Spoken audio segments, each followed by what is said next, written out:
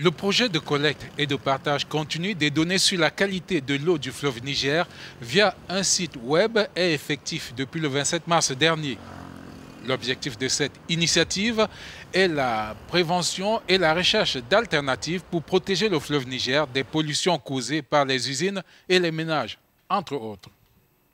C'est dit que dans le cadre de ce projet, ce site-là va permettre de rassembler toutes les données collectées, mais surtout de les partager. Voilà, c'est aussi le côté fort, pour que, de partager les données collectées pour que un grand nombre en tout cas de Maliens et aussi d'autres pays, des chercheurs, des étudiants puissent avoir accès justement à ces données. C'est ce qui nous a amené à mettre en place ce site web. Nous voulons, à travers Internet, nous voulons quand même toucher une certaine couche, par exemple, de la population, comme les services techniques, les décideurs, l'université. Internet a cette facilité que, même si tu es au milieu de sur ton lit, n'importe quand, tu peux aller sur Internet.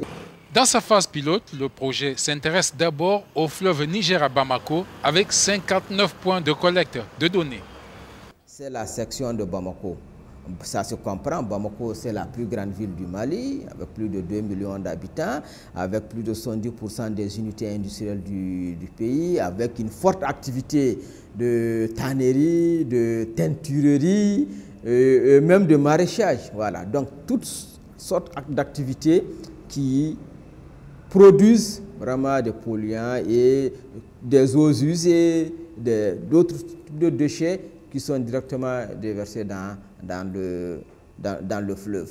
Et aussi avec la population, 2 millions, il y a beaucoup de collecteurs, par exemple à Bamako, qui sont directement communiqués. Et tous ces collecteurs en ce moment, convergeant vers le fleuve, ne font qu'amener des eaux usées faites dans le fleuve. Ce site internet par libre accès voudrait contribuer à l'assainissement du fleuve Niger et assurer aux générations futures une eau saine, notamment